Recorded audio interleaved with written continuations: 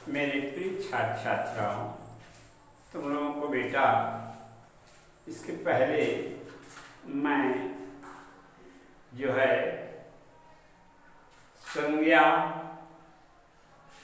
शब्द के कारक रचना बतला दिया, ठीक है ना।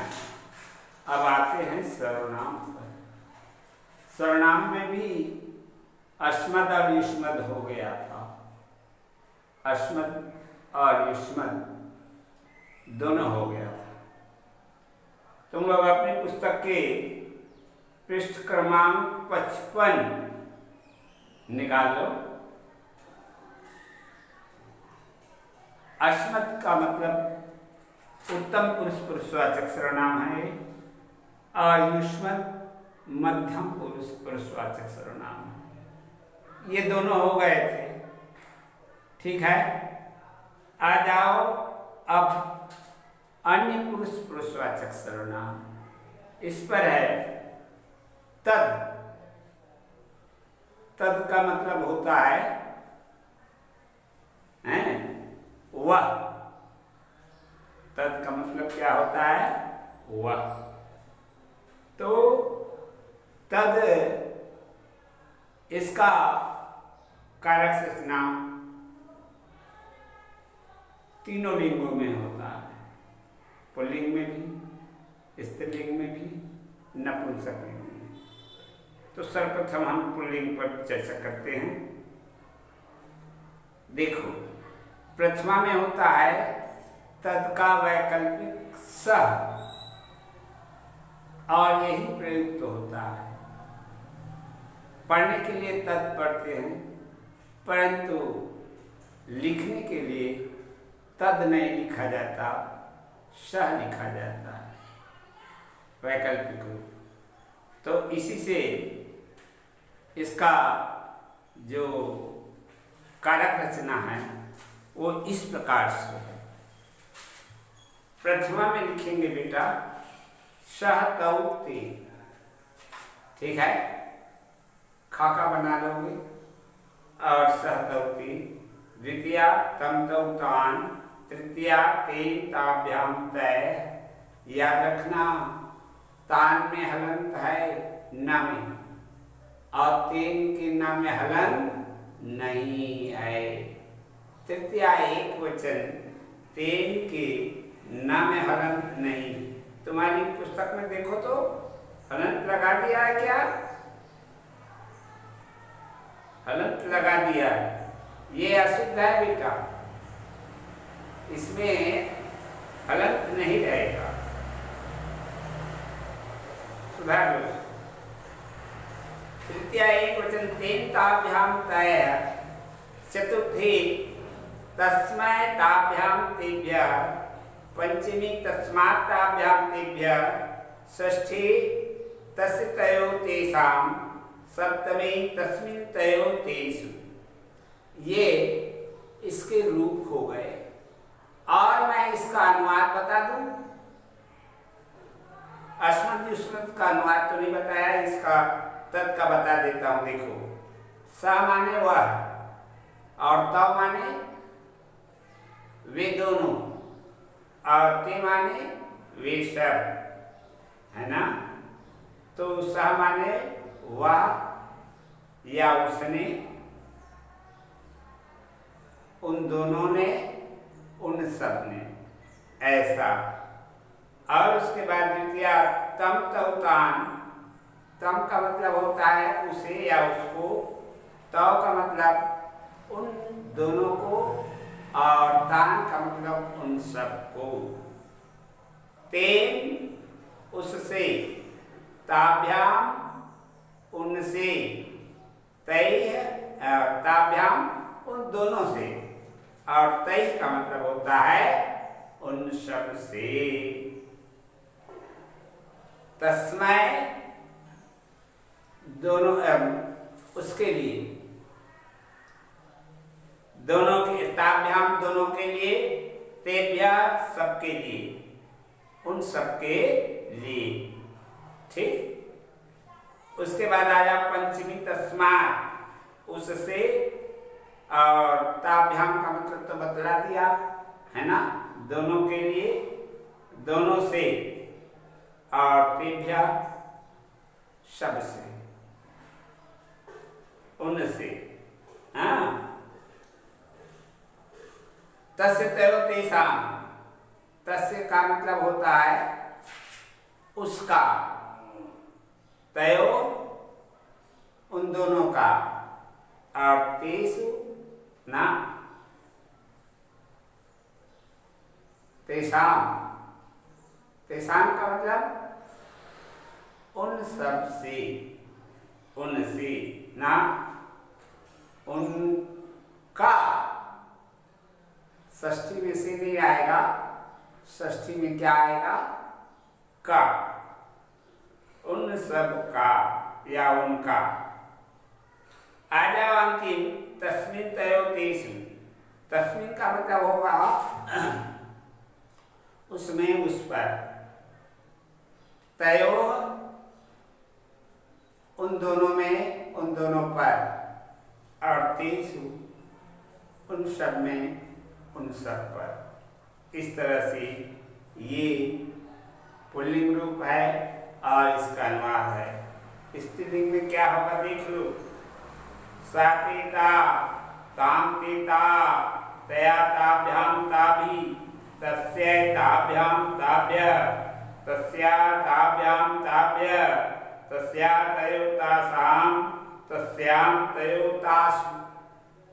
इस तरह से ये तद का स्त्रीलिंग रूप है। ठीक, और इसके बाद आ जाओ नपुंसकलिंग। तत्तेतानि, तत्तेतानि, प्रथमा और द्वितीया में तत्तेतानि, द्वितीया में भी तत्तेतानि। शेष जो रूप है वो जैसा हमने पढ़ा पुल्लिंग में वैसा ही चलेगा, अर्थात तेन ताभ्याम तय, तस्मै ताभ्याम तेभ्य, तस्मात् ताभ्याम तेभ्य, तस्य तयो तेषाम, तस्मिन् तयो तेषु। इस तरह से नपुंसकलिंग में तत् का कारक रचना सातों कारकों में चले। एक बात बता देता हूँ, सर्वनाम में संबोधन कारक नहीं होता, इसको याद रखना। देख लो, दिया नहीं पुस्तक में सर संबोधन कारक, ठीक है, तो याद रखना। ये रहा तद, समझ में आया ना। अनुवाद करते समय इन सब बातों को ध्यान रखना है कि कौन सा प्रयुक्त है, उसका क्या अनुवाद होगा। विभक्तियों को याद रखना है ना, तां से सब बन जाता है। अब आ जाओ एतद।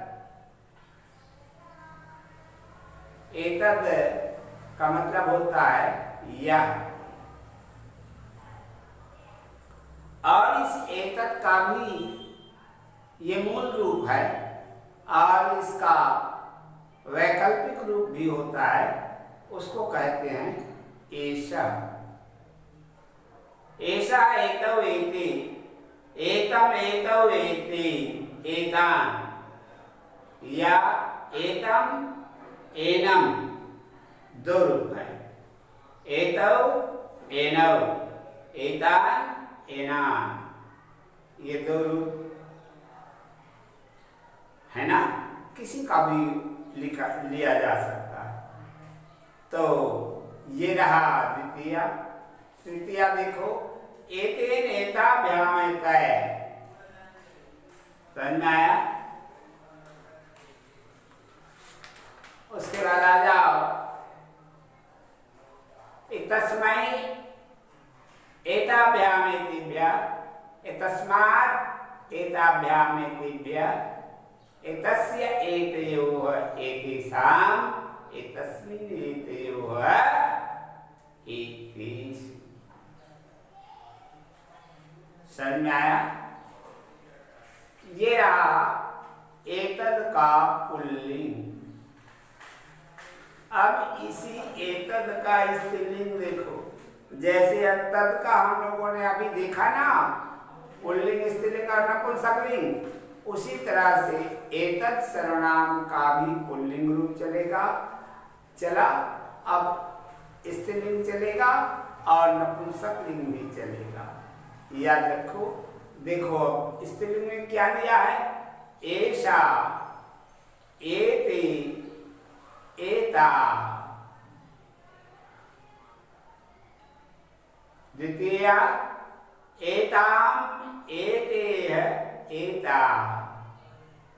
एतया, एताभ्याम, एतेभिः ना, एतेभिः है, क्या है? एताभिः। समझ में आया ना? तो एतया, एताभ्याम, एताभिः, ये तृतीया हो गया। चतुर्थी है एतस्य, एताभ्याम, एतेभ्यः। पंचमी एतस्या, एताभ्याम, एतेभ्यः। षष्ठी एतस्य। हाँ, षष्ठी क्या होगा? एतस्य होगा ना, एतस्याः, एताभ्याम ना, एताभ्याम नहीं होगा। षष्ठी क्या होगा? एतस्या, एतयोः, एतासाम्। देख लो भाई फिर से, षष्ठी का है ना, एतत् का षष्ठी कैसे चलेगा? एतस्या, एतयोः, एतासाम्। ठीक है। और उसके बाद बेटा आखिरी देखो, एतस्याम्, एतयोः, एतासु, ऐसा रूप चलेगा।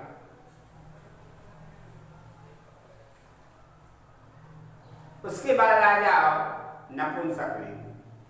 नपुंसकलिंग में जैसा कि तद का हमने पढ़ा, वैसे ही एतत् का भी, एतत्, एते, एतानि, एतत्, एते, एतानि से जो है, जैसे हमने पढ़ा तद का, वैसे ही एतत् का भी चलेगा। ठीक है। इस तरह से ये रहा एतत् सर्वनाम शब्द का तीनों लिंग में। ठीक है। और उसके बाद आता है सर्वनाम शब्द दिया इदम। इदम का भी पुल्लिंग, स्त्रीलिंग और नपुंसकलिंग होता है। या इदम का जो वैकल्पिक रूप है वो अयम हो जाता बेटा। हाँ, तो अयम पर रूप चलेगा। अयम इमौ, इमे, इमम, इमौ, इमान, अनेन आभ्याम, एभि, अस्मै आभ्याम, एभ्यः, अस्मात् आभ्याम, एभ्यः, अस्य अयोः, अस्य अनयोः, एषाम्, अस्मिन् अनयोः, एषु। ठीक है। ये रहा इदम का पुल्लिंग रूप। अब इदम का स्त्रीलिंग देख लो। इयम, इमे, इमा, इमाम, इमे, इमा, अनया आभ्याम, आभि, अस्यै आभ्याम, आभ्यः, अस्याः आभ्याम, आभ्यः, अस्याः अनयोः, आसाम्, और अस्याम् अनयोः, आसु। ये बेटा स्त्रीलिंग। और नपुंसकलिंग में जैसे कि हमने तद का देखा है, उसी तरह से इदम का भी वैसी प्रथमा और द्वितीया चलेगा, और शेष जो है पुल्लिंग की तरह चलेगा। इदम, इमे, इमानि, इदम, इमे, इमानि। शेष पुल्लिंग की तरह चलेगा बेटा। अब रह गया अपने पास सर्व। सर्व भी तीनों लिंगों में चलेगा और कह का भी तीनों लिंगों में। इस तरह से इस सब को लिख लेना और इसको कंठस्थ करना है। समझ में आ गया? ये रहा बेटा कारक रचना। अब अगले पीरियड में हम तुमको 21 से लेकर के 50 तक के जो अंक हैं उसको किस तरह से लिखा जाता है देवभाषा संस्कृत में, उस पर चर्चा करेंगे। ठीक है? तो ये जितना हो गया बेटा, उसको बिल्कुल नियमित रूप से अपनी कॉपी पर नोट कर लो और क्रमशः इसको कंठस्थ करते रहो। हाँ, परीक्षा जैसे जानकारी होगी हम तुमको बता देंगे और फिर परीक्षा की अच्छी तैयारी करते रहो। ठीक।